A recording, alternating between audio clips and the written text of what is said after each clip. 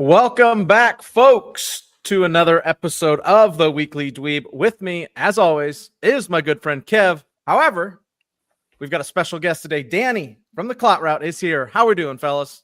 The third egg is here. The trifecta. The triforce of eggs is here. The extravaganza.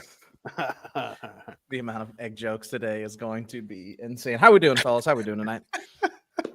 I'm doing great. Speaking of eggs, the eggs are plummeting now. You see that? We need them to. Their prices are plummeting. So the eggs it took long enough. Everybody can have eggs now. Okay. Finally, we did Kev, it. How are we doing, Kev?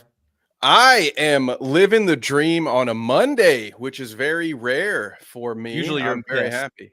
Yeah, I'm usually. It's hard to be a curmudgeon when we finally get the three of us together to nerd out about a show that I love very much. I'm very excited about this, and I have green lights. This is by far one of the most tame St. Patrick days that this old man has ever had, but I couldn't be happier. All right. Don't ask me what is in this glass over here. Just know that I'm having a happy Shamrock day. I hope Chad is too. How dare you? How about you, James? I'm pretty good on this Monday. Pretty good. Got informed this morning that these two were going to talk shop, and I was like, I got some episodes to catch up on. Got it done. Finished three. Finished three. The perks of owning your own business is nobody can stop me. Sorry to my co-owners for the productivity today. But I did get the last three episodes done, so I am completely caught up here. So excellent. I don't know where you guys want to start. Kev, I think you have some ideas. Headbug lays it right out there. Perfect. I told you. Should we start right there? Should we just start right there? Absolutely. Might as well start. Let's start doing it. Some great stories do. We will start right near the end and then go all the way back to the beginning and then take you a little bit further past the end. So there's still kind of a swerve there. So yeah, You've got the Invincible season 3 finale is one of the highest rated TV episodes ever on IMDb at a 9.9. It is up there with episodes such as the Battle of the Bastards from Game of Thrones, which is an unbelievable episode, Clone Wars season finale. If you haven't seen this, old IGN, I used to respect IGN a lot, and I still check their website about every single day, and I have for almost 10 years. Just going to stick a number on the screen here and show you what they gave that episode.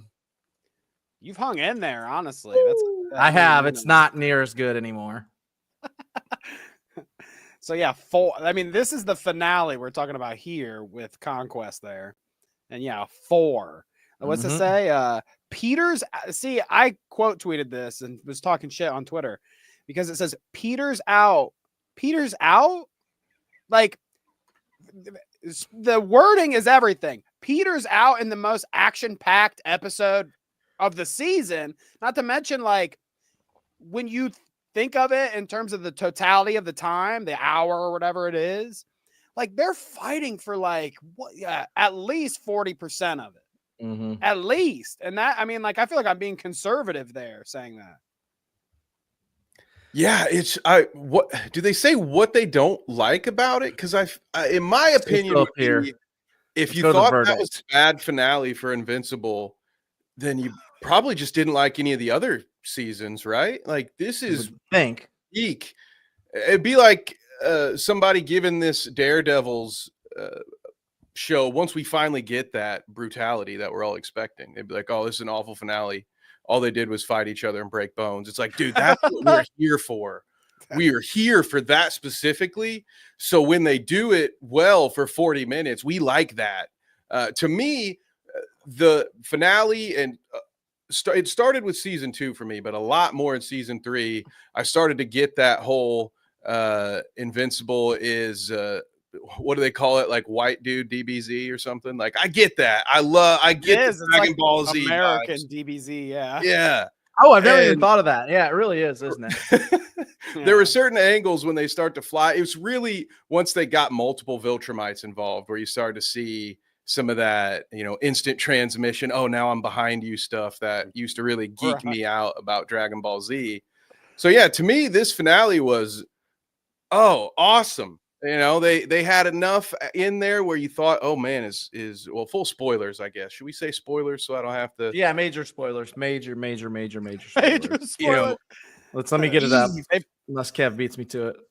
There we go. Yeah, there we go. Last chance. Like Eve gets full on jacked up to the point you're about certain she's dead, and then she goes all Jean Grey on us. Right. I mean, I watch it with my wife too. So she's way more vocal about it. Oh my God. She's like, what? What? Just when she gets her face busted, it's like, it's like, it's over. Oh, it's over. Yeah, and then he rips out her intestines to boot. Like, okay. Oh, it's bad. It is. And I don't know anything about the comics, so I was like, oh, she's toast. Like they actually did it because you're dealing with Rex Splod's death right before that. Like they're killing people left and right. So I'm like, oh my God. I also thought they were going to rip Oliver in half. That was like, I was cringing. I'm like, oh my God, they're going to fucking do this. I honestly did too. You should go down to the verdict and just let's read what they say. Yeah, let's scroll down here. I was trying to get off that. It's playing that video that I can't get stopped. Here we go. Okay. It says Invincible repeats past triumphs, but with far less heft in its season 3 finale. Thought you'd never show up. Gives in to the show's most self-destructive instincts. It pivots entirely around a bad guy we've never seen before. And it has Heroes Central season-long arc payoff in words rather than actions or agonizing decisions. It's the first time Invincible has ever truly been subpar, an especially sour note to end on. Up top, I think there's a good quote too. I was reading it as it was going through. It says, drops the ball, narratively scattered and thematically incoherent. It's the first bad episode Invincible has ever had. What? I mean, this shit is pretty ruthless. It's incredible. Too. They did not hold back on their opinion here. Well, that's one way to stick out. I wish I could pause it. Why would it truly? Why would it be such a big deal that? I mean, okay. We're talking about the finale. Okay, so the entire thing is Conquest versus Invincible. Conquest is a Viltrumite that gets sent there to end Mark and take over the planet because Mark's not doing a good enough job according to the rest of them. Okay, and he's the guy, like he's one of the oldest and strongest. He's been around the block. I mean, you saw his hand is fucking metal, so you know something happened there. Like this guy's storied. Why is it a big deal that he comes in and you don't really know anything about him? Like, I think that is more thrilling. It makes it more thrilling. You're like, what the fuck? Because like at the end of, am I right? It was the end of the episode before the finale where he like flies in, right? Yep. Yeah, it's end of episode 7. Yeah. So like, you're what? Who the fuck is this? A Viltrumite, obviously. You know, this guy looks fucking insane. And then when they start talking at the beginning of the next one, like back and forth, and you realize that it's what's his nuts, Jeffrey Dean Morgan. Oh, the voice actors in the show. Well, yeah, I mean, swish. It all swishes, okay? Because like obviously this is Negan and Glenn again too, like Walking Dead shit. Oh shit. I didn't even put it together. I didn't even put that together. Yeah, like same writers, Negan. I did not actors. put it.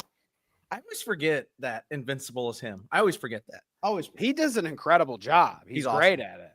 I couldn't imagine anybody else doing it. But like once you hear them start talking with each other, it's like none of the other shit matters. All the shit they're saying, they don't set it up or they don't know who he is, and they settle it with words They said something about that. They pay off the season-long arc in words. What? With words, yeah. They punch face the whole thing. Season-long arc payoff in words rather than actions or agonizing decisions. Like, not only that, guys, Kills him. at the end of Breaks the season rule. 2, right? The end of season 2, Anissa comes down and almost kills his ex-girlfriend, right? And they fight a kaiju together, and then she threatens him, and they have a fight, right? They have a little bit of a fight there that Mark doesn't do too well in. In that fight, she mentions they're sending someone else after me, and he's not going to be as nice as I am. So this whole idea that this is some unknown character is a little bit of a bad or a lack of understanding, in my opinion, of what you were watching the first time, because yes, they absolutely mention this guy. And as Headbug mentions here, it builds up anticipation of a character when you don't know much about them. What you know about Conquest is what you learn from watching all the other Viltrumites fight, which you get a lot more of in this season. So it's not like they just dropped this dude out of the sky and it's like, oh, I have no idea of this guy's power level or how tough he is. No, you've been shown for the last half dozen to 10 episodes just how badass all of these Viltrumites are, that they all can hit Omni-Man levels or above. And now you know that the baddest one, or one of the baddest ones that they have, is here. I just think, like, if you don't understand it, it's bold. It's an interesting job to have if you're like, oh yeah, dude, this sucks. This sucks because I didn't get it. Maybe watch it twice. I don't know.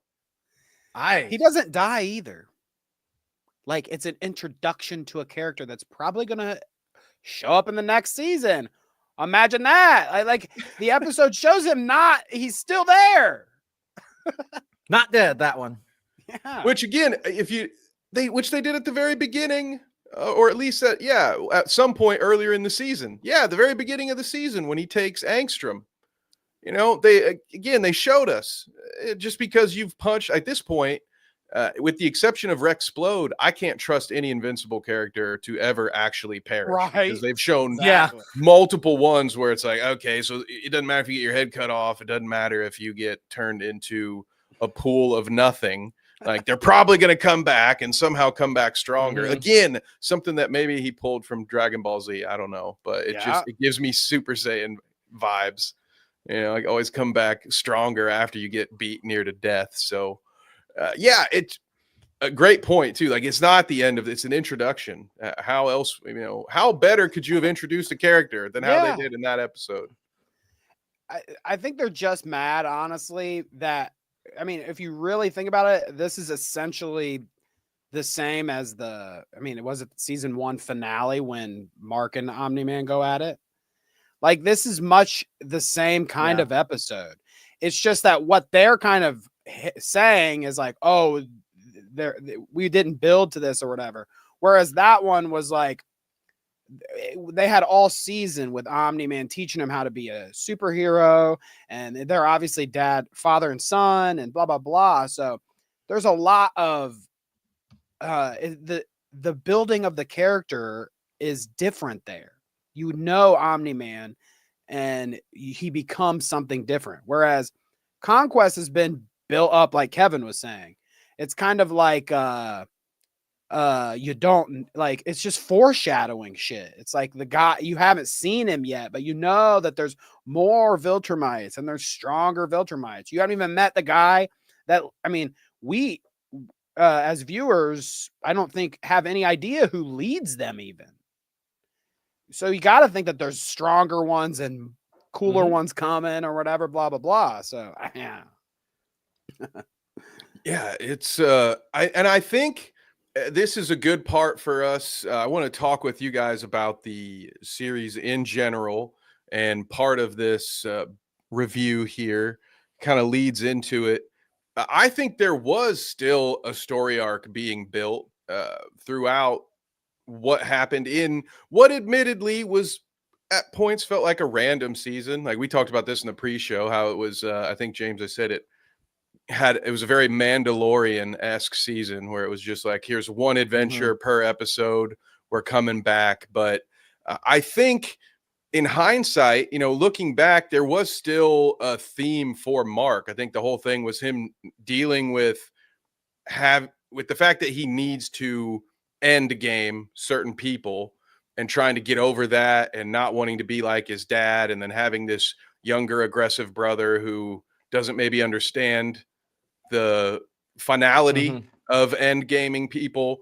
But that was all building up to get him to a point where he had to be if he was ever going to beat Conquest. So yeah, you didn't have him and his dad dance verbatim, but the whole point throughout was him getting pissed off, the things that would lead him to go to that rage, to get to that place. Every time it happened, it was when a loved one was in danger, right? So and they show us that multiple times, whether it's Eve or Oliver or his mom, that the stuff that makes him snap is all about the ones that he loves being put in danger. And that's exactly what happens when he, has his wrist bone sticking out on damn near both arms. He's fighting this guy with 3 broken limbs, and that, he had to go through all of that seemingly random feeling stuff in order to be the dude who could do that. So I don't know. It's a weird vibe because it was there, but it wasn't. So I want to kick it over to one of you guys first.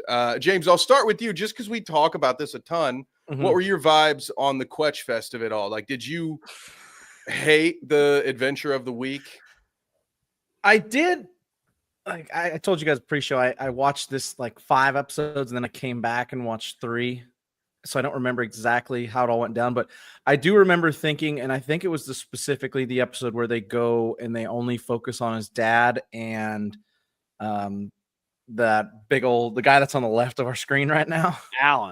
Alan, voiced by, is it Seth Rogen? Is that right? Yeah. Oh, yeah.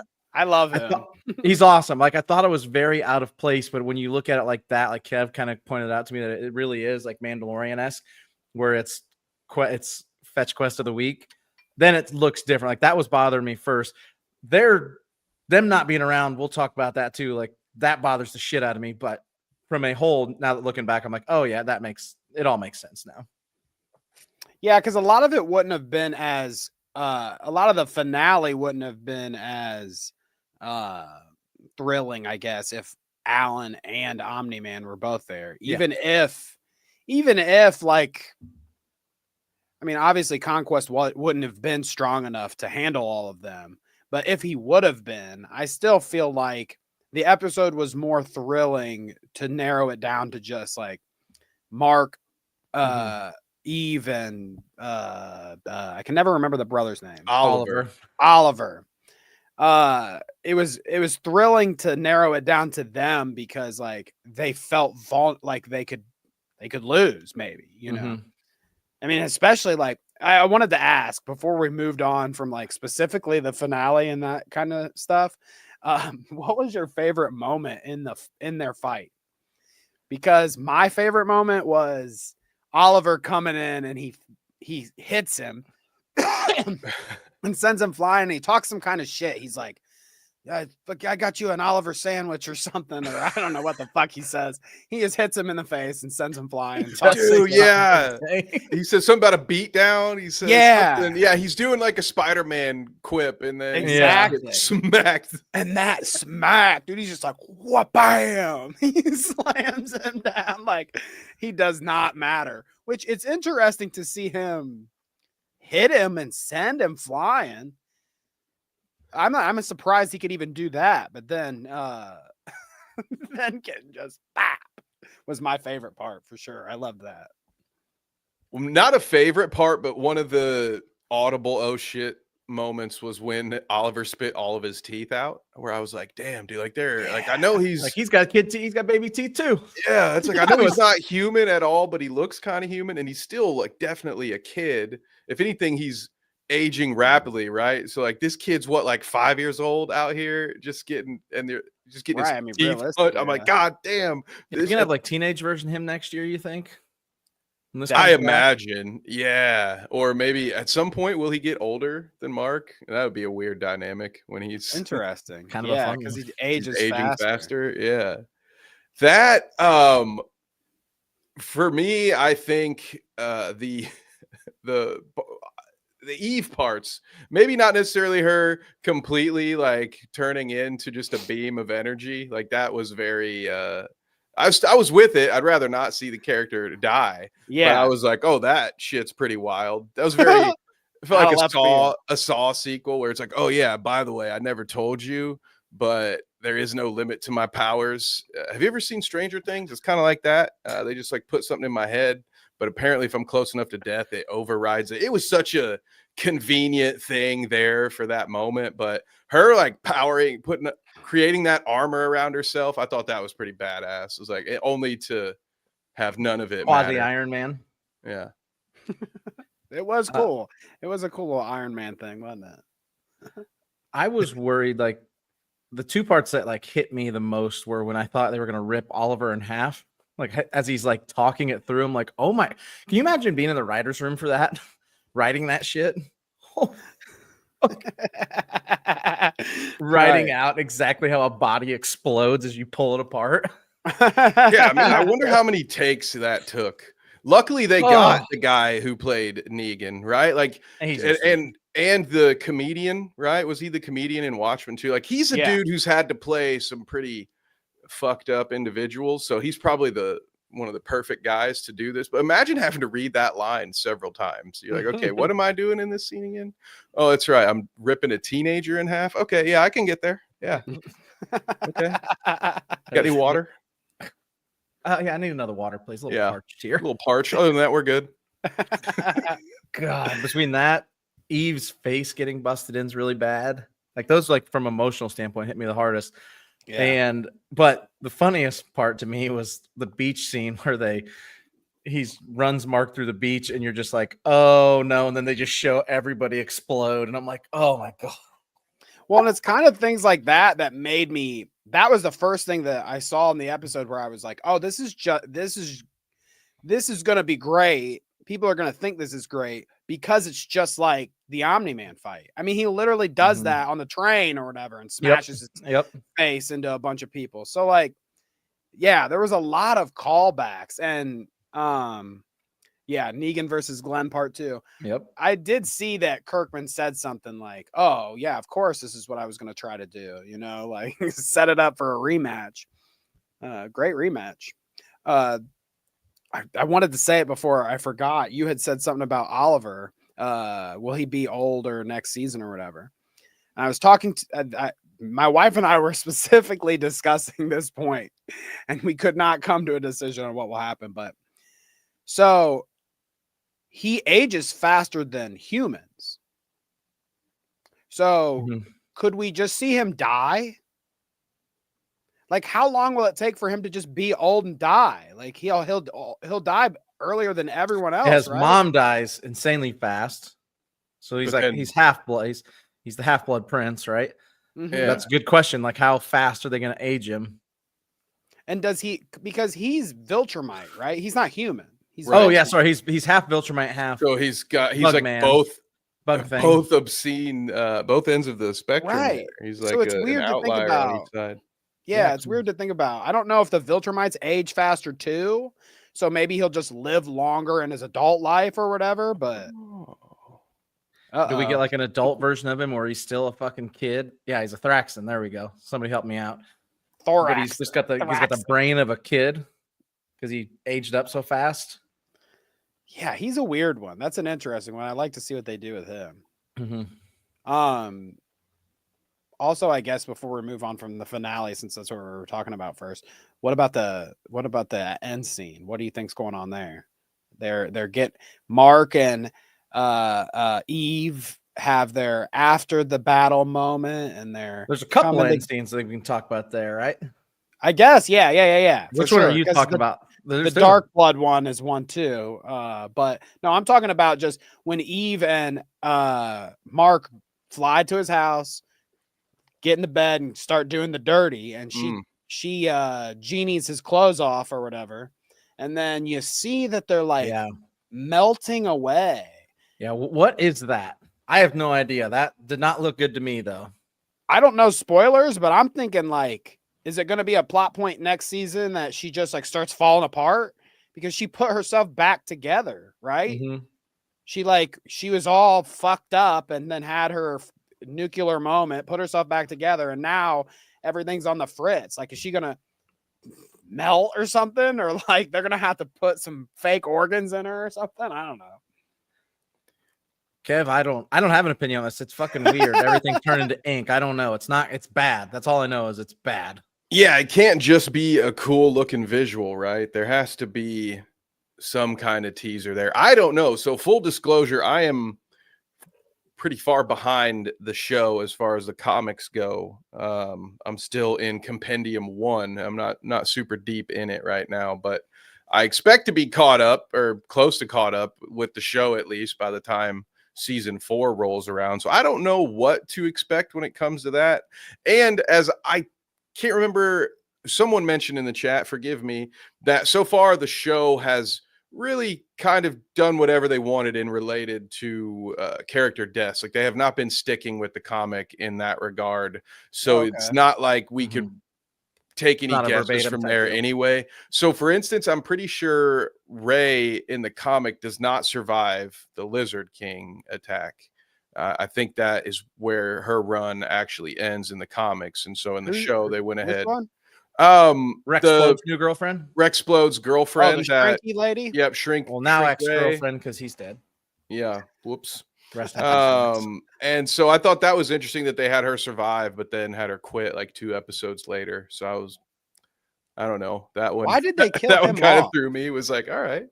That was an interesting one to me, that they killed Rex off. I guess we're now going backwards through the episodes, right? Because that's the one before, which was also an epic episode. I mean, like, the finale was great, but the marks from the other universes was dope. And I just thought that was strange for Rex. Like, maybe if they would have, I guess this could be a complaint for me. You get a complaint from me because don't complain about this show very much. But I would have liked it better if Rex like killed 3 or 4 of them by exploding. Like, it just felt like he didn't need to die. Like, they just spent him for really, I mean, no reason. I mean, you could see the writing on the wall. They always do it this way where they're like, oh, now he's in a happy relationship and blah, blah, blah. You thought one of them was going to die.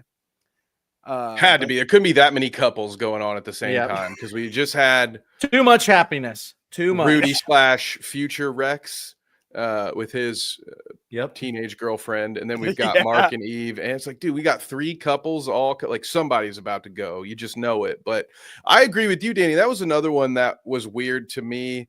It was like felt like a swerve just for swerve's sake. Like, speaking of the Lizard League, you had Rex damn near die. Like, you have a character survive a gunshot through their head, through their eye. It's just sort of weird to then have them do the noble sacrifice a couple episodes later, where it's just like, okay, I don't know, it's not as impactful now. It wasn't even like that cool of an end to him. I mean, I know he blew himself up, but it was like, if he blew himself up in sacrifice of like, he was fighting 4 marks and there was no way he was getting away with it, and maybe he like blows 2 of their heads off or something, but like, it just felt empty. I don't know, felt just like, oh man, now Rex is gone too. Like, who's the comic relief now? Like, just didn't seem like he needed to go. Just didn't like that one. I'm out on that. Good point too. Maybe he won't die. Gonna come.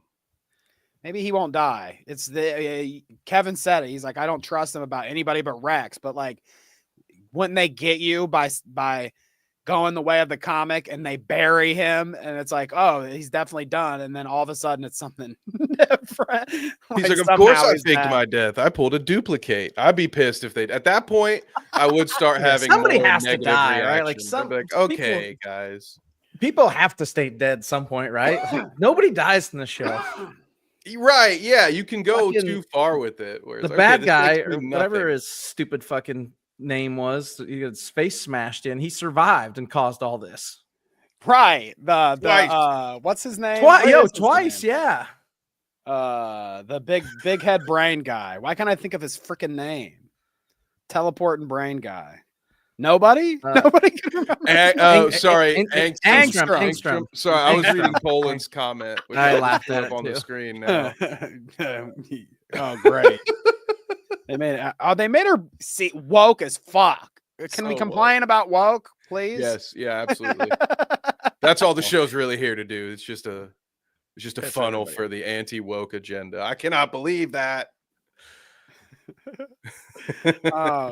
Yeah. I'm glad they just dealt with him real quick. Like, didn't need to carry that one on. Well, he's gonna live, right? Well, he lives. He got out he's again. now in service to those weird things. Yeah, the Trade Federation. Here's another part of the multiple endings. Right. I guess we should go over each one of those. Yeah, there's so many. There's now him part. Yeah, he's part of the Trade Federation. I don't even know what that is. What is that? Is this a Star Wars joke or something? Yeah, it's a Star Wars. Oh yeah, prequel era Star Wars joke. Okay, I got you. So I don't. They're fucking weird. Like he's gonna be trying to find them new planets now, right? Apparently the fucking strongest guy or the smartest guy in the universe couldn't predict that they were gonna fucking put a failsafe in his brain when they pieced him back together. Yeah, that. It was a nice little, nice. It wasn't all sunshine and rainbows. That whole thing was weird. I don't even get that. I mean, like, I guess I kind of get it. It's like they're mad scientist dudes, whatever, blah blah blah. He had mad scientists on retainer in case he ever fucking got his head beat up so bad that it was mush, and they could figure out how to piece him back together with only a cleft lip and a fucking bad eye.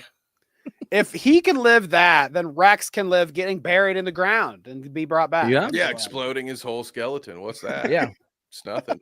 No, but back to the Rex thing. One of the things I think may happen to bring him back, if you remember when a different version of the teen team Guardians of the Globe came and rescued, when they rescued Mark from the middle of nowhere, right? And they sent him back to his dimension.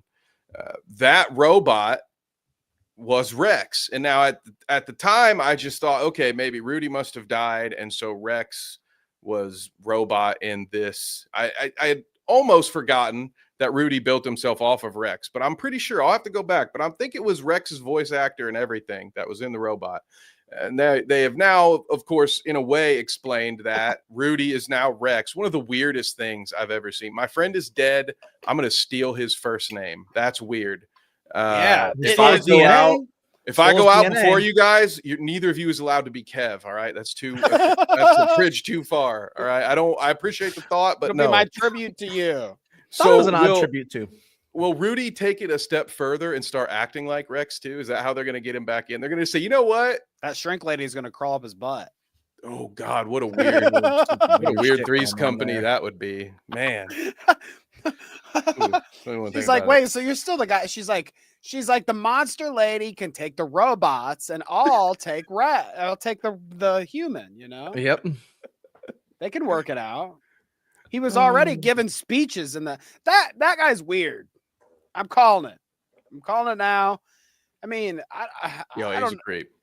I don't know what like his future plot lines are, because he seems like he's gonna continue to be like a main staple. You know, he's gonna do something creepy. He's gonna like ruin this shit with Monster Lady and freak out later. I'm calling it now, because he just seems like a freak. The whole changing the name, even in the first place, got her a chastity belt. Okay, she doesn't get any younger now. Right.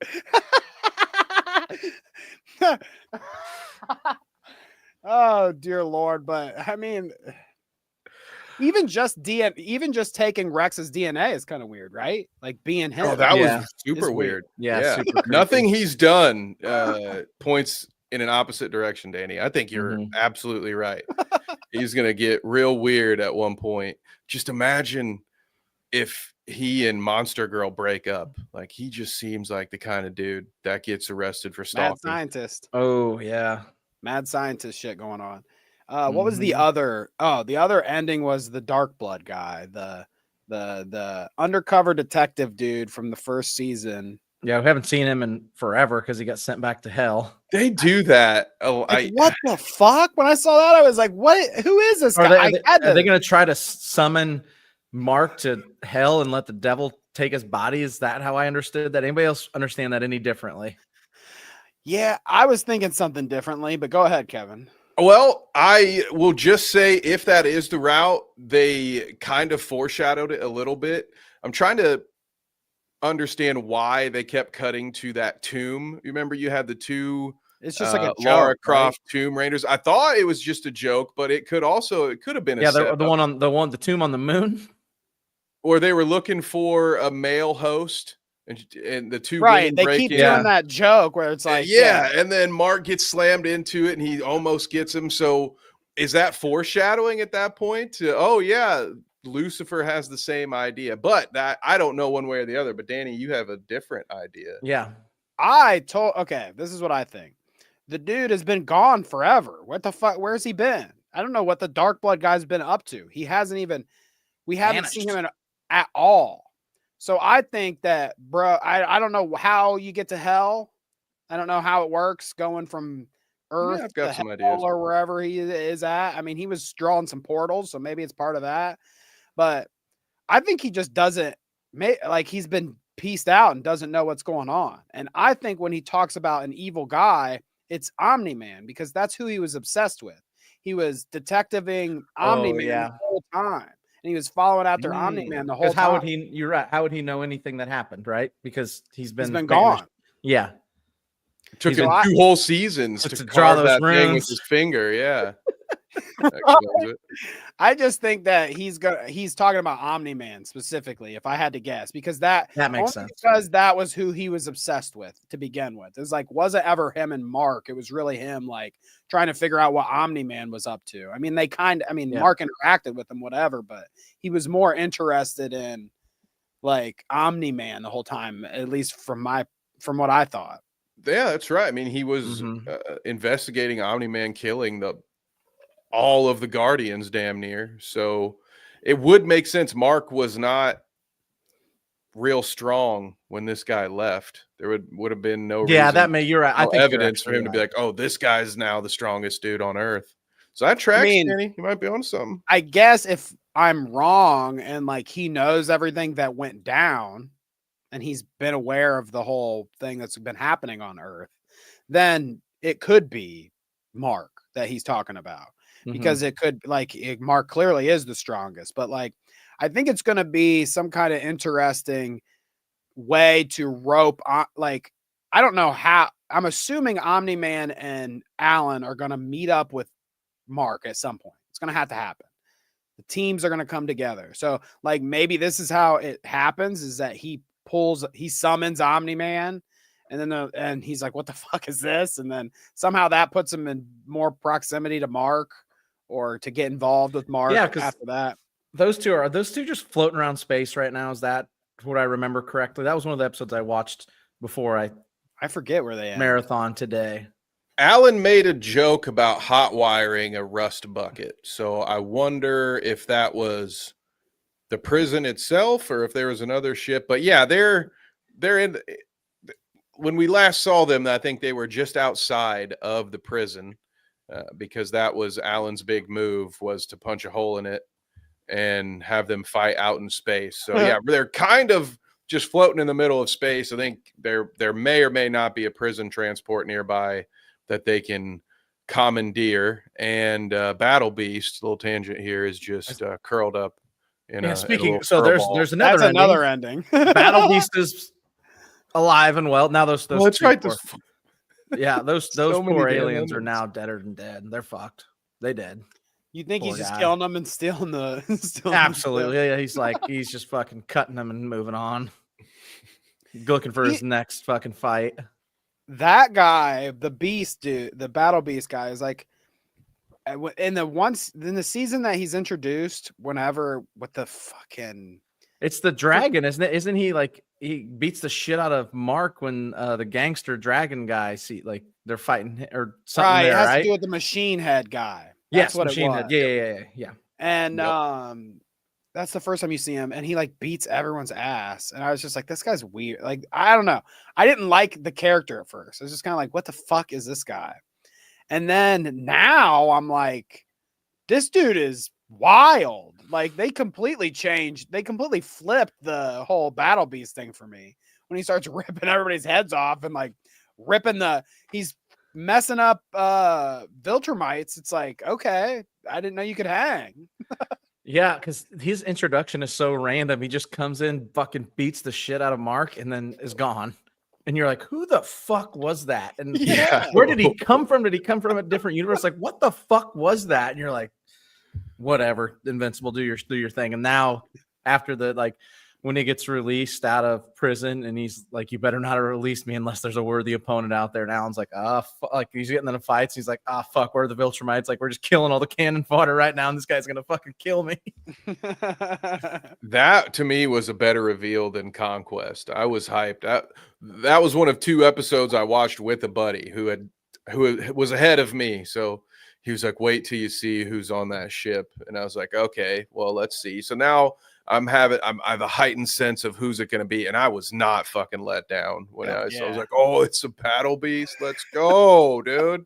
I have no idea why he would be here, but that's awesome. Who cares? That's what I said. Dude. What's a plot hole? I don't give a shit about that plot hole, dude. This is right where he should be, right here, right now. It worked out. It does feel like an Avengers kind of thing is happening, like without being completely obvious. You know what I mean? Like now we've got Mark is competing with the best of the Viltrumites now. So Mark's good. I mean, Eve's got some crazy ass shit going on, so she's also good. Oliver he'll be older, so maybe he can hang better.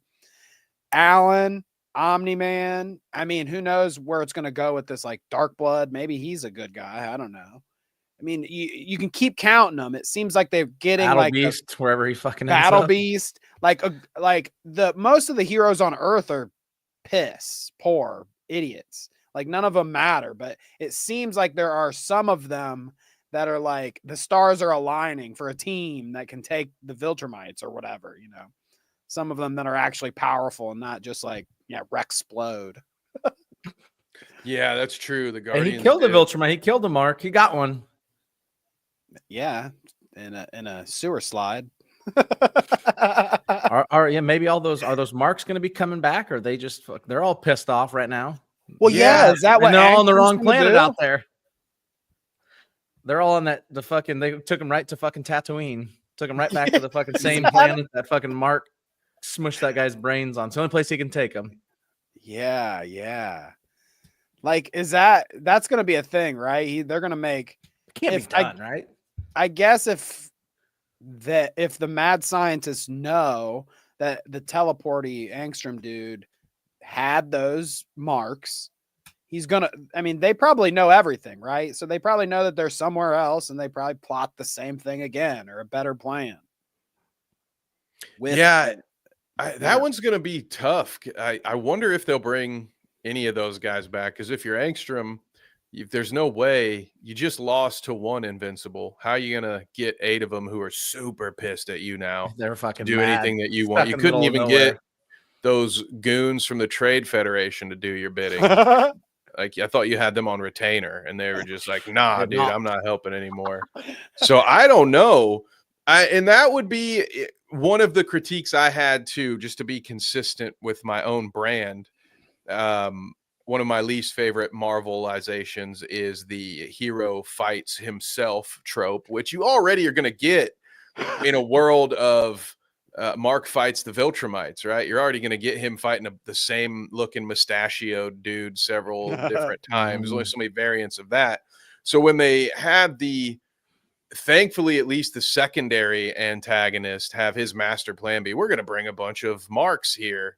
If that had been the finale, I think I might have rated the finale a 4. If they had ended it like, oh, great, season 3 is Mark versus a bunch of other Marks. Great. That sucks. I hate it. But as far as a build up, it does set the stage for, Mark already being at his boiling point when Conquest shows up. But what did you guys think about that? The overarching story arc there, but just generally, did you like the episode of all the random different Mark? There were admittedly some funny Marks in there, but I had a few of the marks I really liked. Like I was okay with it, but I understand. I'm glad it was quick. Like you said, not the finale. I love which the Mohawk version of Mark. Like I love the fucking different crazy of them all. The one that's like, I'm just here to kidnap my mom. So I want my mom back. That one was pretty funny. It's not the deal we all made. Like what? And one of them was gay for the best friend or whatever. He's like, oh man, I miss William. Yeah, I miss William. Yep. Not woke. See, show's not woke. Exactly. That was my one complaint about that episode. Why did they make one of the marks gay? Come on. Yeah. No, but who was your favorite? I liked the Mohawk one was cool, but there was one that looked like there was one that looked like Mark, but with like a cape and maybe not the helmet part of his head or something, but it's like his old costume. Mm-hmm. I don't know. He looked like he was giving me like Superman vibes with goggles, I guess, because he still has the little things. But my favorite was Majin Buu, the one that was like bald. Obviously, I'm going to root for the bald guy, not the Mohawk guy.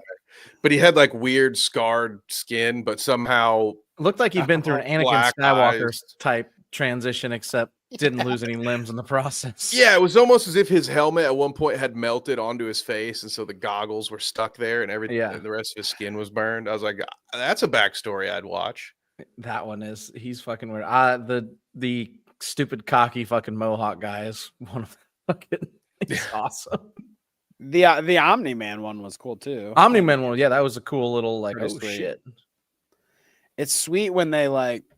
I did like the way they like all the marks spread out, so you got fights with all different kinds of superheroes, and you kind of got it did a really good thing like Dragon Ball Z.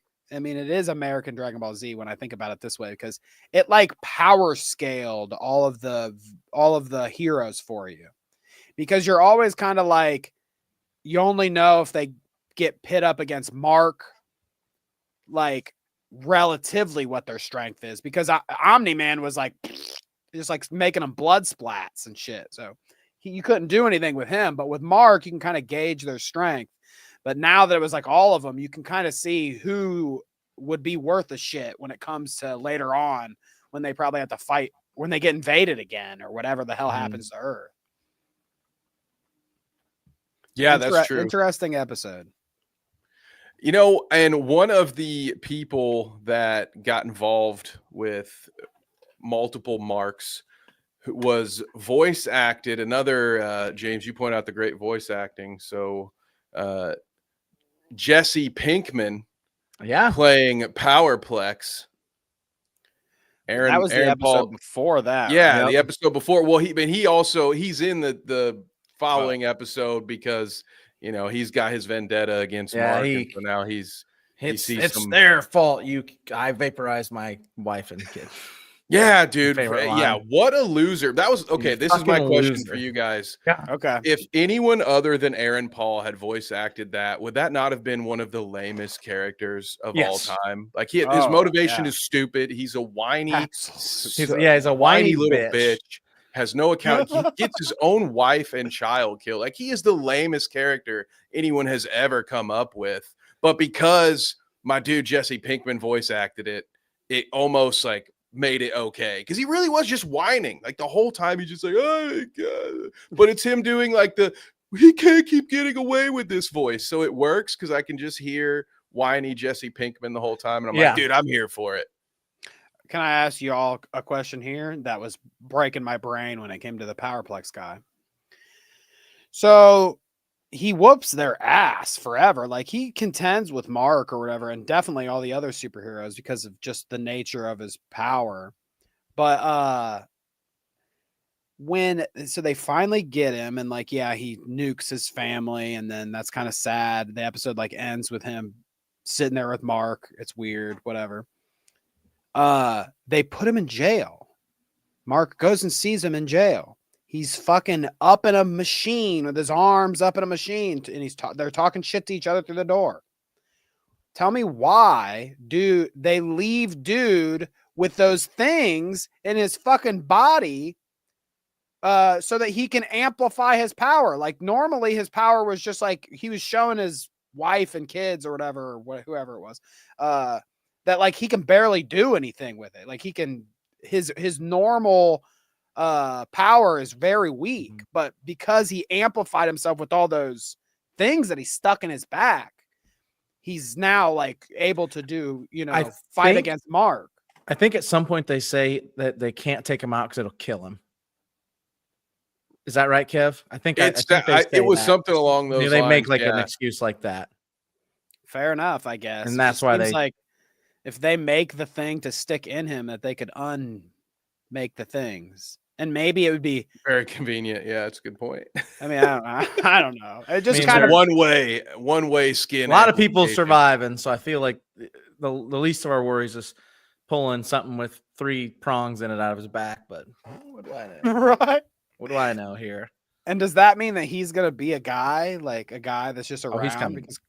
He's gonna be that annoying, stupid villain, and they're gonna be like, Aaron Paul, when can you what week are you what couple days are you free? Let's get you in here. Is he going to be the next Doc Seismic where you're like, here's this guy who's been a joke the entire time, and then for one episode, they're going to try to convince us he's an actual threat now? I forgot Doc Seismic even had like a real episode. I forgot that was this season. I completely forgot about that. I was like, what, bro? They're going to make a villain for Baldy. Why can't I think of his name? Breaking Bad. Aaron Powerplex. Not Aaron Paul, but the other guy. Oh, Bryan Cranston. Bryan Cranston. An unofficial reunion between the two. I mean, that's what I'm thinking. They're going to make a villain for him, and then they're going to somehow interact in the episode. It's going to be Aaron Paul and Bryan Cranston interacting and getting their ass beat by Mark or whatever. There's going to be some fucking drug joke. Right, exactly. Yeah, like that's what it's gonna be. Bryan Cranston's superpower or something. He's gonna make some kind of drug that powers you up, and then Powerplex is super powered now because he's got the power drug on top of his shit. You can't kill them all because you need him for the episode of the week. But that's the last thing Mark says. He tells Oliver kind of in a weird. He's like, "I'm gonna kill people now." I was like, Hey, we're just gonna tell our little brother that. Okay. Yeah, you were. Remember? That was an interesting. 2 dudes. You were right, kid. Yeah, that was. Remember when you killed that guy after he surrendered? That was the right thing to do. I would have never guessed that they would have killed off the bros, the Mauler twins or whatever like that.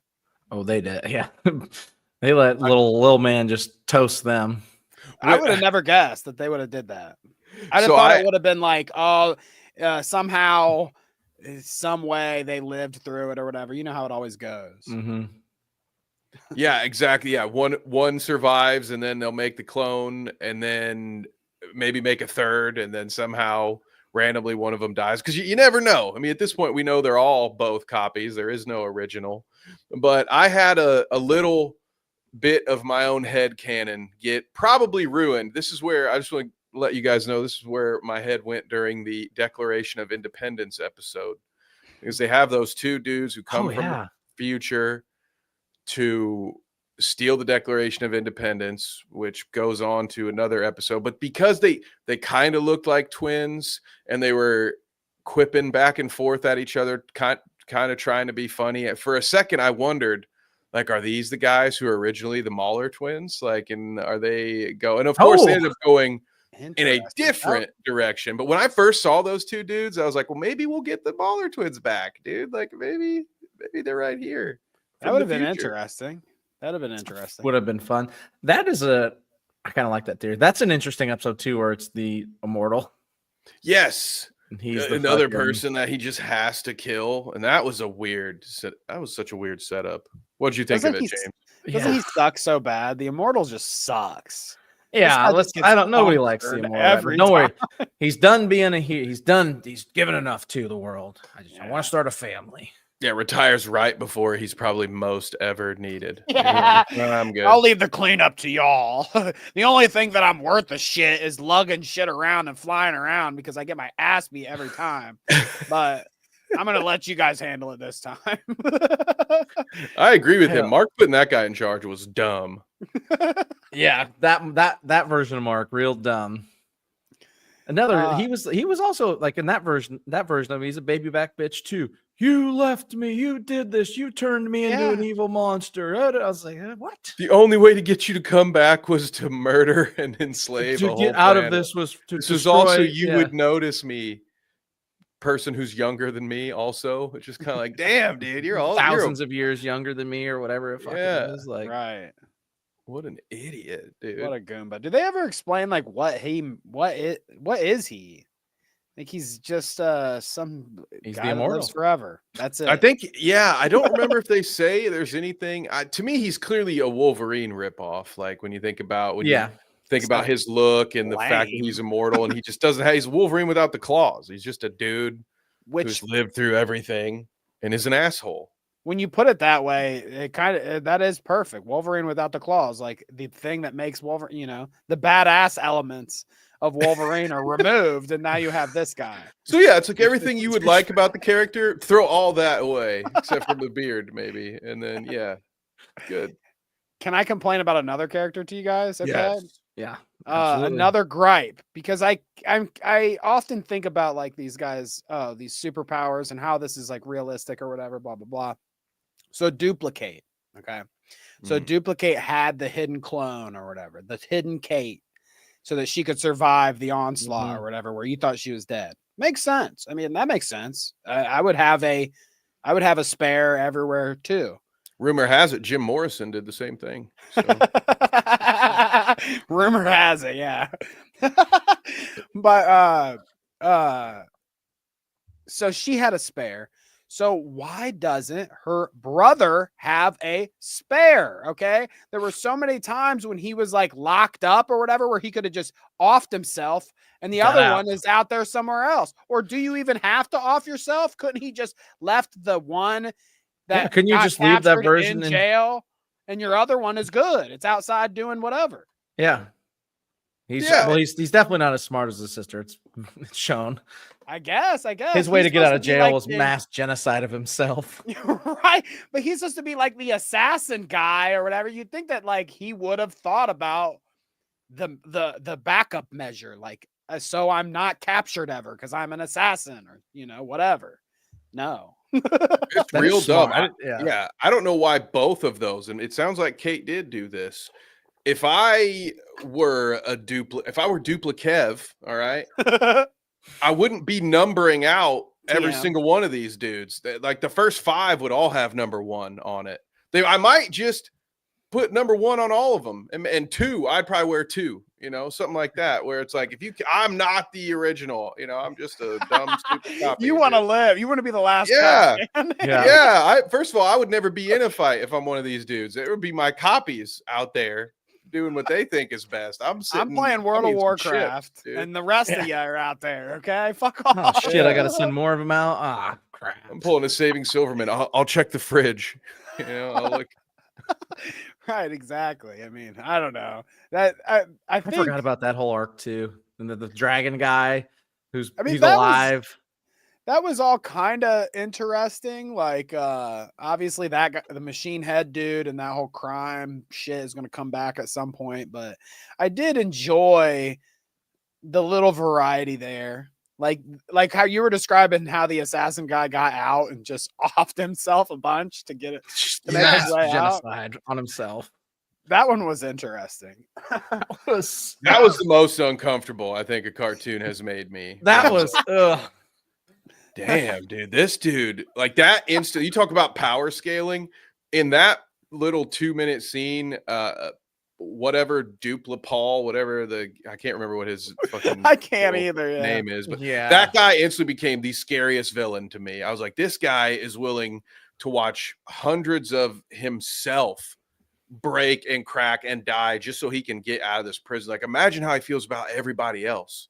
Too bad You know he's what I too mean? dumb to have a duplicate out there somewhere. Also an idiot. Yeah, like why not wait until you're just not in your room? It was such a dumb thing. Right after they bring us food, I will just break through the door. Like, why wouldn't you just, as soon as they let you out in the yard, you know, challenge yourself to a game of 5-on-5 basketball and then have an 11th guy climb the fence? Like, what are you doing? Like, well, there would have been many more opportunities to just make a bunch of yourself and run. But yeah, this guy's an absolute idiot. Smart, that version. Not the kind of guy you'd imagine you'd go full dragon mode to try to bust out of prison. So what'd you guys think of that? Titan's a fun character. I love Machine Head. One of my favorite random, like, minor villains. Yeah, I like how just ridiculous he is.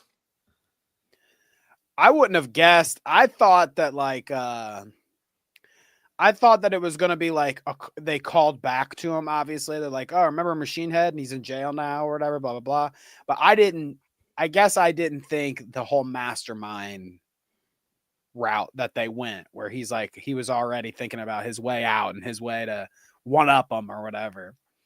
I didn't give him enough credit. I guess. What's his superpower? He's metal head. Yeah, he's metal like head. a supercomputer, I think. Is it a supercomputer thing though? Is he like super smart? Is that what it's supposed to be? I think if it's anything, it's that. But I know his whole brain. I don't know. Yeah, I don't know. Is he super smart? As he comes off as he doesn't. I think they took like a. Yeah, he doesn't seem like a genius. Is it mocking? Who would it be mocking? What like supervillain or hero would it be making fun of? Is there an easy one? That's interesting. Is there somebody that just like has machine? I mean, like, I guess he's like, is it Dr. Doom in some fashion? Maybe just like Dr. Dumbass instead. I mean, I don't know. Possibly. Yeah. It's not a that I do want to see. It could be it. Multi-Paul. Interesting, man. Multi-Paul. I just saw his name as I was looking here. Yeah. Multi-Paul. What an idiot that guy is.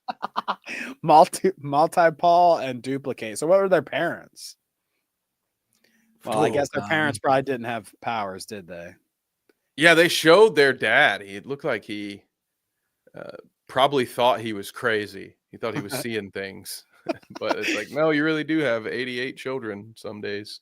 Is this like a boys universe where all of the superheroes that exist on the planet, like, or most of them at least, that have powers and shit, are derived from experiments, like, you know, like in the boys, they all were injected, and that's how they got their powers or whatever. Yada yada. Yeah, Compound V. Yeah, I was thinking that is that the same way here, because Eve is one, right? She was experimented on and stuff. So was Rex. Yeah, he talks about it. Yeah, Rex was bought by the government. Yeah, so I was wondering, is like that how most of these happen? I don't know.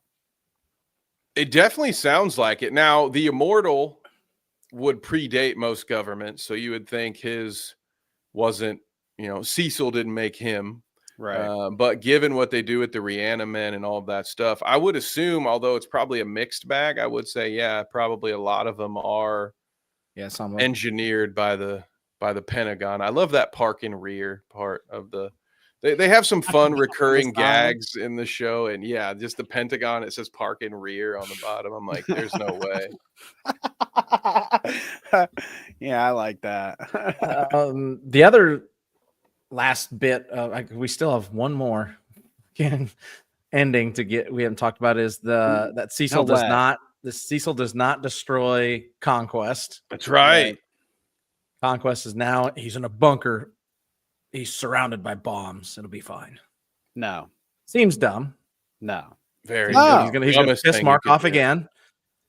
There's no way in hell. See, I thought that the direction that they were going to go was you just saw what's his nuts, the mad scientist dude, working on all the other marks, because they took like dead Mark bodies from when he invaded and they started making those into those machine dudes.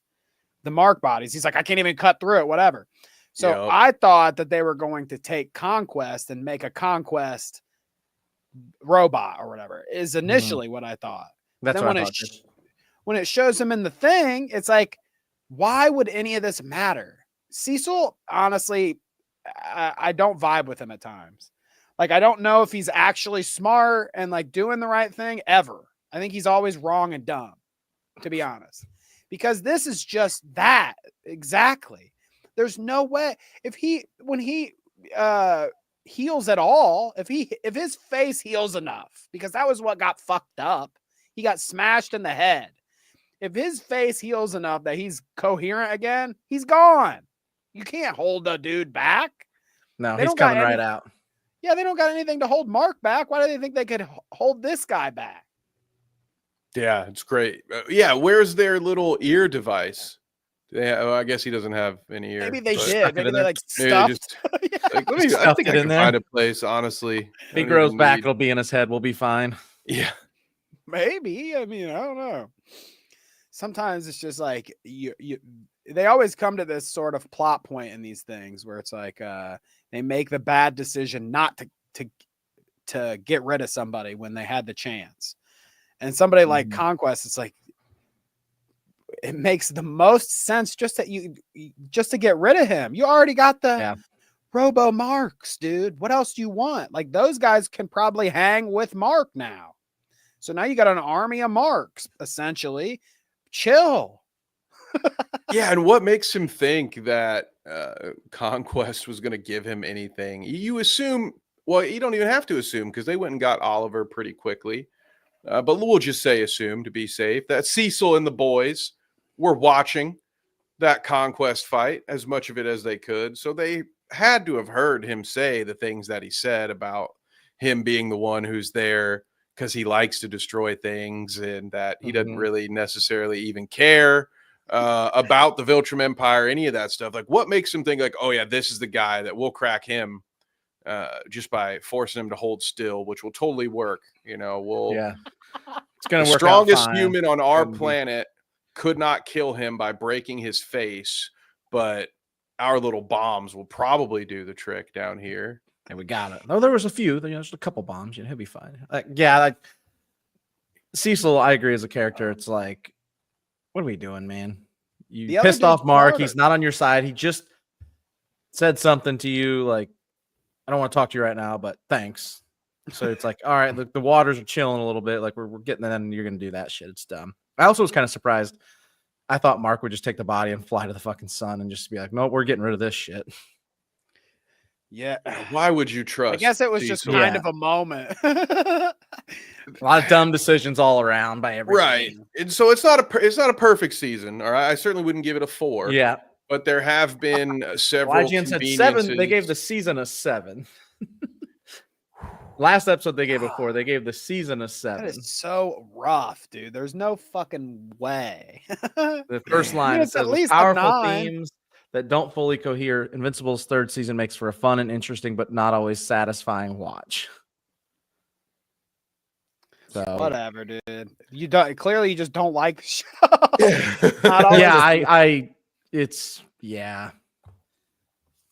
Maybe that's part of it. Maybe that's why IGN sucks so bad, because they can't actually hire anybody that wants to actually talk about any of these things. They keep hiring writers that are like have to talk about these things. Yeah. Sounds like some guy that's like, I had to review the season 3 of Invincible because nobody else was. And this is what I think about it. Yeah.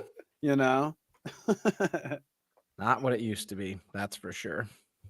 I can understand and maybe even agree with some of the thoughts of that review where it's like, yeah, okay, there were moments that we've talked about already where it's like, okay, this isn't my favorite episode. Like the Powerplex stuff, I thought was, I don't know, it was necessary. I got it. It made sense to me that throughout Mark's entire journey, and that's the part where I will sort of push back, where they say there's no coherent narrative. There is. It's just about Mark. It's about what Mark is dealing with when it comes to taking life, specifically, in my opinion. Like that's the main crux of everything, between Angstrom, between I almost called him Goliath, but between Immortal and then having to go back to the Chicago incident, all that, like it does have a cohesive story from there. It's just told throughout this Adventures of the Week, which admittedly is not my favorite. Like that would be what stuff like that. And some of the little plot conveniences would be what keeps me from giving it a 10 out of 10 if we did that sort of thing. But I still, yeah, I don't know, man. I don't know how I feel about old IGN. I think they suck. So, we're not going to have any of those reviews. Have we missed? I'm thinking because we've touched on almost all of the story arcs. Yeah, we did end up going through most of them, didn't we?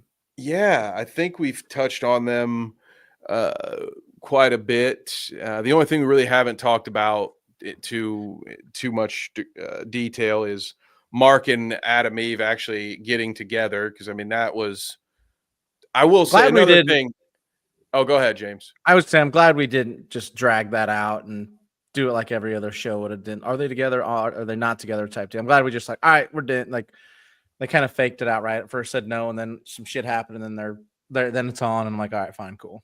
And that is one thing I can definitely point out. Mark in the comics is way hornier for Adam Eve. It's like 4 pages into the first comic.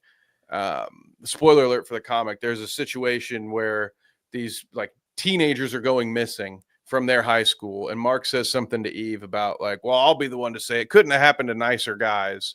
And then she's like, I don't know, Steve was pretty nice to me. And he's like, oh, I wonder why. Maybe it's because you're hot. Or he says something even lamer and more awkward, but he's like, maybe it's because you're an extremely attractive woman. And then she reminds him that she's dating Rex. Like 2 or 3 times in the first issue, Mark is very horny for Adam Eve. And then I think it starts to get dialed back a little bit. But they played that one differently. But so I do agree with you. It wouldn't have it's the fans of the comics, I think, have like they already know where this is going. So there is no will they, won't they there. And I don't know that I would have cared to see them do that whole dance, because it was annoying. What we got annoyed me, fellas. The whole back and forth. I mentioned the group from the future that sends Invincible back. You guys remember, you get the short-haired Adam Eve who's like, tell her that you love her or don't. And Mark just such an idiot, dude. He fumbles that whole sometimes situation. Mark is a little too much Ted Mosby in him for me, fellas. And this is one of those moments. Yeah. How did you feel about the whole him asking her on a date and then mentioning her from the future? Danny, could you salvage that? Did that work for you? I think that like he fumbled the bag. Yeah, definitely. He should have. You can tell her and just go about the situation differently. It's like, it was just the timing was so inappropriate, because he like sealed right. It didn't happen like they sealed the deal in her little clubhouse or whatever, and then all of a sudden and then he like drops the bomb. It's like, you could have maybe just go on your date and then later on you tell her about it or whatever, I mean, I don't know. He does have to tell her at some point, because obviously if he doesn't, they're just going to do the same. I can't believe you only wanted to be with me because my future self, blah, blah, blah. They would have did this dance some other time. So I guess it's better that they did it earlier. Honestly, if I think about it overall, his romance, like his romantic endeavors, has been handled pretty well, I feel like, throughout Invincible, because he was going to get with Adam Eve. You almost knew from the beginning.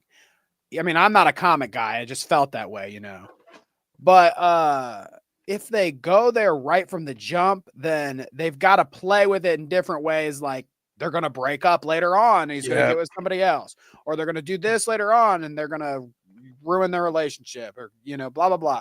So this way they had him have a romantic relationship with somebody else that ran its course. And it's honestly cool, chill. He ends up being chill with her in the season or whatever.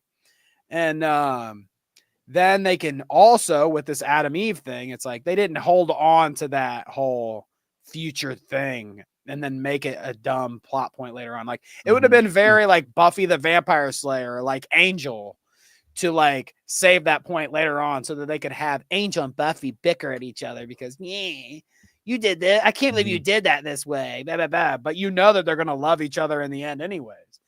So yeah, like get it out of the way. Like season 9 of The Office, where it's like, okay, Jim and Pam have been married for too long, so now we got to have them go through marital troubles, which is not something I think any Office fan ever gave a shit to see. Like, no, that's not what we're here for. So I agree with you, Danny, on that regard, where, yeah, I guess maybe it's best to just get it out of the way, have it be one awkward scene that maybe doesn't make the most sense, but you've established that Mark is socially an idiot, so you can just kind of say, yeah, I mean, that's our Mark. He's a dumbass. Yeah. Especially with women. So we got that going. Did we miss any other endings? I don't. One more, we fill out the ending gauntlet, I think. That's true. We've got all the gems if we got one more. I'm looking here. You got Angstrom, Cecil. Other Cecil's sidekick, dude, infinitely cool. Donald, infinitely cooler than Cecil. Yeah. He's always right. He's always out there fucking doing the damn thing. That's why he's getting blown up and replaced and shit. His little arc with like where he was discovering himself or whatever and everything that was happening with Donald was dope too. Like that's a good character. Better than Cecil. Much better. Much better.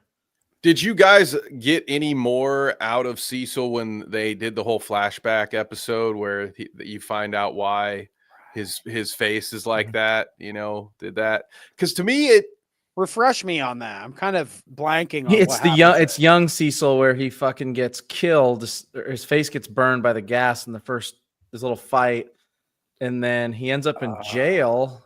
And so he's running the jail after. Yeah, he runs jail, and then they offer him the job to become who he is now, and he turns it down initially, and then takes it. It's like his back. I think his backstory makes you understand him more, right? I still just think like coming all the way to the end, like why do the dumbest thing? But let's do the one thing that like we finally have. Mark, you're on semi-talking terms, right? You're getting. So now we're gonna do the dumbest thing fucking possible.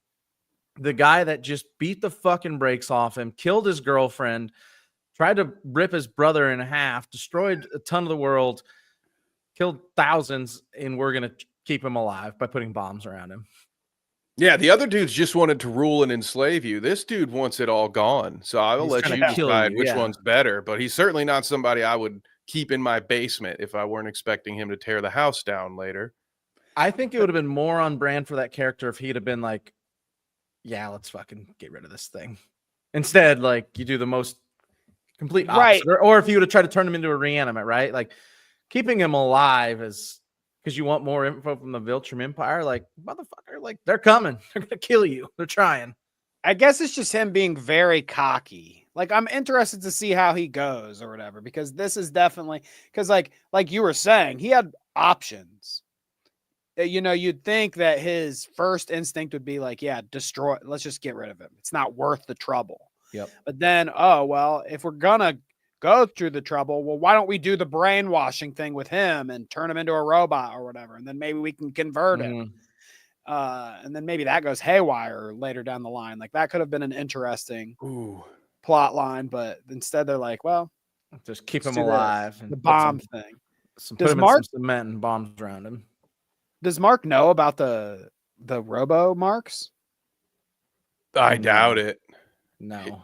He'll be mad about that. He should assume. He'll be real mad about that. And mentioning Mark, he might be to blame for this one a little bit. I mean, Cecil's definitely dumb for doing that. But the thought that came to my mind was, yeah, Cecil, you idiot. Why wouldn't you just talk to Alan the alien, right? Because Mark knows that Alan the alien knows a lot about Viltrum. Maybe not everything, but the leader of the anti-Viltrum whatever thing is a Viltrumite, right? So there's at least somebody outside of Earth who knows a little more about the Viltrumites that didn't just try to blow up the entire planet that you could talk to. But then I remembered that I'm pretty sure Mark always lies about those situations when it happens. Like he'll talk to Alan, and I don't know that he necessarily ever told Cecil what that was from even the very first time he came back. So I'm sitting here thinking, well, maybe Cecil doesn't know that Alan exists at all. Because if he does, it would have been dumb. Because obviously Nolan gives Alan the big reveal about there's only 50 of them. Nobody knows that. So maybe Conquest does. But yeah, it did seem like there was the risk versus reward. Like you're going to keep a guy who wants to destroy this whole thing in hopes that you can somehow convince him to help his friends stop destroying it. Like he's the one who wants to destroy it the most. He's the one who's not here for work. He's not here to make the Viltrum Empire better. Like this dude is Stone Cold Steve Austin. He just wants to break shit and flip you off. And he's the guy you think. Yeah. Oh, that was hilarious. An elite little like monologue. I'm just take it to your grave. Nobody takes me. And when he is like fourth wall breaking, he's like, I don't even have a real name. Yeah. No, for sure. Kev, maybe you're right. Maybe he does. Like they don't know. Like Mark could be lying. I can't remember exactly because Alan's been in Viltrumite prison for a little bit now. We didn't even see that the leader of the anti-Viltrum Empire, that Viltrumite in this season, did we? Like no. He did. He made Alan last season, and that's it, right? That's my favorite character reveal ever. It was very Gene Parmesan for those out there, my Arrested Development fans, where he just pulls the beard off and he's got a mustache underneath, and he's just like, "You're a Viltrumite?" And I was dying when that happened. Oh goodness. Do we miss anything else? Or I didn't not interrupt you there, Danny. No, I was trying to think. I was just kind of talking. Oh, Gene. Cecil this whole Cecil talk has really upset me on him. I hope they do. I hope they go better with him later because talking about all this, it's like he's the worst like guy in charge of the world ever because he should, even if Mark didn't tell him, like if he's going to go to the route of being like, we're going to save this, Viltrumite and see if we can get some information out of him. He should he should be sending cameras after Mark then when he goes off planet and shit so he can see what he's doing. He should be aware of what's going on out there. Like, I don't know. He's trying to do all these mastermindy plans, but he don't even know the basic ass shit like that. What's going on with Alan and what's going on with the anti-Viltrumite resistance thing and blah, blah, blah, blah. Like all that shit's out there. He has no idea. He always has no idea about everything. But he knows everything. He's like, oh, fuck. Call the Guardians. It's always that. It's either that or Sinclair. Where are my new batch of Reanimen? Yeah. Where are they at? Faster. Every single time. We need him yesterday. The basement to yell at his nerd. Like, I wanted that yesterday. Why don't I have more zombies? I guess we're not going to dinner tonight. It's like, got that. Donald's the only one who knows what's up. Yeah, Cecil's a favorite character of mine, just in the sense that there's such a ride with him. Every time you think you're going to like him, like when they dictate nearly an entire episode to his backstory and they show you that at one point in time, he was a bright-eyed idealist who also would have sided with Mark, saying, we can't let these murderers work for us. They were very ham-fisted with that, like showing, oh, hey, yeah, these evil guys got brainwashed and Cecil's boss made him deal with it. And now, wouldn't you know it, that's a learned behavior that we can be the good guys or we can be the guys that save the world. But then they go do that.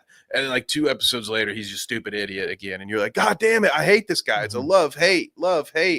It's just really, really pissing me off. But I look forward to the montage scene that will start episode 4 of Cecil working in the office to a chopped and screwed rendition of David Bowie's Man Who Sold the World. I look forward to that very much. It's going to be awesome. Oh, goodness fuck. gracious. Well, I certainly say it's better than a 7 out of 10 overall. That's yeah, easily 9. Ooh, very good. 9er. Very I good. would say not 8 or 9. Like, I would really have to stew over it for a while. But I watched that fucking finale twice in one day. I watched that shit when we as soon as my wife and I were able to, we watched it. Like we ate with it or we ate lunch with it or whatever. And then I was going to bed and I'm like, I'm gonna turn that back on again. Yeah, it's good. Finale is good. I can't think of an episode that I didn't like. Just we've talked about them all. Not one time I've been like, that sucked.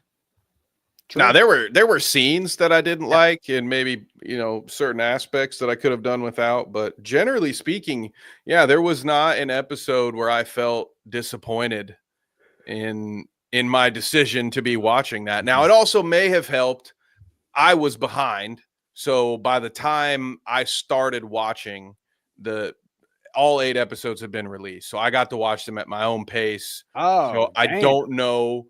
Danny, did you watch this week by week as the new ones came out? So can you tell us your opinion on that? Did you think it was paced okay as somebody who had to wait 6 days in between each episode? Because all I had to wait was about 10 seconds to get into that next one. The only time I felt some type of way about waiting was after the Mark War episode. Like, that was the only time where I was like, damn, like, I wish I could just watch the next episode because it's going down. But then again, it's that feeling you used to feel where you're like, I can't wait till next week kind of thing. So I enjoyed it, watching it week by week. It did not bug me at all. I never was like watching an episode and feeling. Most of the time I was just watching it like, oh, okay, cool, that was good. And then I didn't really think about it having to wait. That was that was the reality of it, but I kind of just watched it and that was the thing. I enjoyed it. It was good. So episodically like this, releasing it does not bug me for this kind of shit. Yeah, when it's done well, it can be great. Only a TV show can trick you into looking forward to a weekday most of the time, right? You're like, oh Correct. Man, I can't wait. Can't wait for my show on Tuesday. That or a bowling league. I think that's the other thing. I haven't got to that point in my life yet. Thank goodness. Not there yet, because I am terrible at bowling. My last question for y'all is, and this just sprang out of my brain. We were talking about how Kirkman is the Walking Dead guy and the Invincible guy. And the path of Walking Dead, I feel like, is very interesting, where I don't want this to happen to Invincible, but think about it. Walking Dead, I don't know how many seasons it went on until I think it was maybe like 7 or 8 when I was like, oh, okay, I'm good. Like this, okay, come on. Like, are we not, like, when are we going to end this shit? And they keep going and it's still going. And there's like branches and branches and branches. Could Invincible become the Invincible universe where it's like, not only are we having Invincible, but even some of the, at least I've read this online somewhere. You can correct me in the chat, or Kevin or James, if you know, but I'm pretty sure some of the characters that appear in the Invincible comics are other comic book characters that could have like they were from other comics. Crossovers. Okay. Yeah, there's like, I'm pretty sure Spawn ends I was gonna say they definitely had a summer special of some kind. I've seen Spawn really on the cover of Invincible. Yeah. I swear there was another one, but regardless, like, could you see them? They've already done the Adam Eve thing. We got an Adam Eve spinoff episode or whatever. Like, are we gonna go down that path where when we're this is season 3, so like at season 5, are we gonna start seeing like Alan the Alien show and it's Seth Rogen voicing the thing, and they could go on for a whole season of that? Yeah, I think that will probably happen, Danny. I think these studios, the people put in charge of making these decisions, always seem to be a little bit behind, if you ask me. Case in point, when we were talking about DC, they are finally at the point where they're going to start overloading us with shows. Meanwhile, every other franchised IP is kind of pulling back a little bit. So I do think everyone is still in a mode of franchise, extended universe. We've got people doing YouTube podcasts that call their show a universe. All right. Like people still have this sickness. They have this bug to franchise everything and connect everything. Everybody wants to be Stephen King and Stan Lee. And I don't blame them. And also, as Kang says, they want to make a ton of money, which would be another reason I can't see them coming off of this unless it starts to fail. Much like you mentioned, with Walking Dead. Because for me, I think it might have been season 4. Season 5, it was the prison was the beginning of the end for me for The Walking Dead, and it just continued to get worse and worse until I quit caring, and it was very freeing to no longer have to try to keep up with that show and know what was going on. So right, I think Invincible absolutely, because there are 3 compendiums, man. Like there's a lot of comic book. There are a lot of characters that I still don't know yet because I haven't read through it all. That anybody just watching the shows has no idea. More stuff could be coming. So I could see them doing a lot of seasons like this. Now, if they keep doing the story of the week format, they may burn through their material a little faster if they aren't doing, if they aren't digging into storylines and telling stories over multiple episodes, that might burn through some of this stuff. But yeah, I have a feeling that we're going to see that, the Martians, you talk about those. We mentioned those earlier. Danny, I think you said that, will they come back for another episode? They've been in every season so far, right? Those little segwids or whatever, the little starfish Martians, they never go away. They're just like brooding in the background. When is that going to be a main or a side villain? So yeah, will we get the history of Mars as told on Invincible? I don't know. Probably. It's also Amazon, so that, I mean, look what Amazon's done to Tolkien's work, right? They'll hatchet that shit up and lay it out in 100 pieces for you. They don't care. Yeah, I mean, and when they grab all of these big voices, like I could see them doing a Conquest prequel, like when he's younger. How did Conquest lose his hand or whatever? Perfect. And they've got Jeffrey Dean Morgan signed up to voice him again. Like when they nail it with people like that, I'm sure they'll take advantage of it. There's the running joke. I was just looking up kind of what could possibly happen and going down this rabbit hole. And there's the running joke that every time there's a character open, Kirkman immediately calls Bryan Cranston and tries to get him to voice it. And he says, no, he's done it every season so far. But now with Aaron Paul in the fold, maybe he'll get him finally. Dude, maybe he'll finally get him. Interesting. Wow, I hadn't even thought about it, but him doing the Heisenberg style of voice for a Viltrumite. Oh my God, dude. Ooh. Interesting. I mean, yeah. I feel like it'd be a wasted opportunity if they don't get Powerplex in there somehow with the Bryan Cranston voice. So if he was a Viltrumite, I mean, maybe they get him to come in and pancake him on Earth or something. Yo, Mr. Mite, that's killing me right there.